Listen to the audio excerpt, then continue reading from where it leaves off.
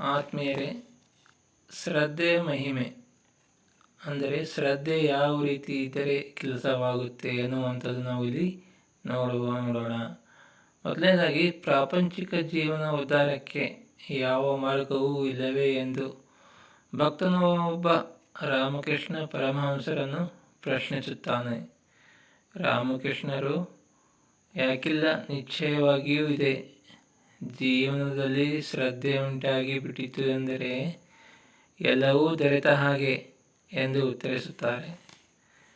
ಪರಮಹಂಸರು ಒಂದು ಉದಾಹರಣೆಯ ಮೂಲಕವೇ ಶ್ರದ್ಧೆಯ ಮಹಿಮೆ ತಿಳಿಸುತ್ತಾರೆ.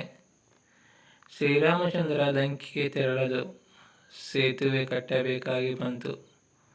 ಹನುಮಂತ ರಾಮನಾಮದಲ್ಲಿ ಅಪಾರವಾದ ಶ್ರದ್ಧೆ ಇಟ್ಟು ಒಂದೇ ನೆಗೆತದಲ್ಲಿ ಸಮುದ್ರ ಲಂಘನ ಮಾಡಿ ಆಚೆ ದಡ ಸೇರಿದ. ಆತನಿಗೆ ಯಾವ ಸೇತುವೆಯೂ ಬೇಕಾಗಿರಲಿಲ್ಲ. ಇದು ಆತ ಶ್ರೀರಾಮನ ಮೇಲಿಟ್ಟ ಮಹತ್ತರವಾದ ಶ್ರದ್ಧೆ. ಒಮ್ಮೆ ಒಬ್ಬ ತುರ್ತು ಕಾರ್ಯಕ್ಕಾಗಿ ಸಮುದ್ರವನ್ನು ದಾಟಬೇಕಾಗಿತ್ತು. ಅಲ್ಲಿಯೇ ಇದ್ದ ವಿಭೀಷಣ ಎಲೆಯ ಮೇಲೆ ಶ್ರೀರಾಮ ನಾಮ ಬರೆದು ಆ ವ್ಯಕ್ತಿಯ ಪಂಚೆಯ ಕೊನೆಗೆ ಕಟ್ಟಿ ಹೇಳುತ್ತಾನೆ, ಏನು ಹೆದರಬೇಡ, ನೀನು ಅತ್ಯಂತ ಸುಲಭವಾಗಿ ನೀರಿನ ಮೇಲೆ ನಡೆದುಕೊಂಡು ಸಮುದ್ರ ದಾಟುವೆ.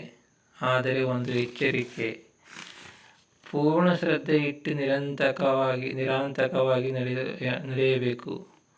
ಯಾವಾಗ ಶ್ರದ್ಧೆಯನ್ನು ಕಳೆದುಕೊಂಡಿಯೋ ಅಲ್ಲಿಯೇ ಮುಳುಗಿ ಹೋಗುತ್ತೆ ಎಂದು ಆ ವ್ಯಕ್ತಿ ಶ್ರದ್ಧೆಯಿಂದ ಅನಾಯಾಸವಾಗಿ ನೀರಿನ ಮೇಲೆ ನಡೆಯುತ್ತಾ ಸಮುದ್ರದ ಮಧ್ಯಭಾಗಕ್ಕೆ ಬಂದಾಗ ಇದ್ದಕ್ಕಿದ್ದಂತೆ ಕುತೂಹಲ ಹುಟ್ಟಿತು.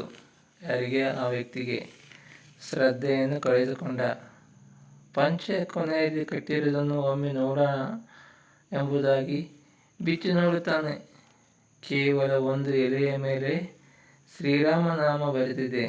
ಆಗ ಅವನಿಗೆ ಏನಿದು, ಬರೀ ರಾಮನಾಮವೇ ಎಂದು ಶ್ರದ್ಧೆ ಕಳೆದುಕೊಂಡ. ತಕ್ಷಣ ನೀರಿನಲ್ಲಿ ಮುಳುಗಿ ಹೋದ. ರಾಮಕೃಷ್ಣರು ನೀಡಿದ ಈ ಉದಾಹರಣೆಯಲ್ಲಿ ಶ್ರದ್ಧೆಯ ಶಕ್ತಿಯನ್ನು ಕಾಣಬಹುದಾಗಿದೆ. ಹಾಗೆಯೇ ಶ್ರದ್ಧೆ ಇಲ್ಲದಿದ್ದರೆ ಏನಾಗುತ್ತದೆ ಎಂಬ ಪರಿಣಾಮವನ್ನು ಕಾಣಬಹುದಾಗಿದೆ.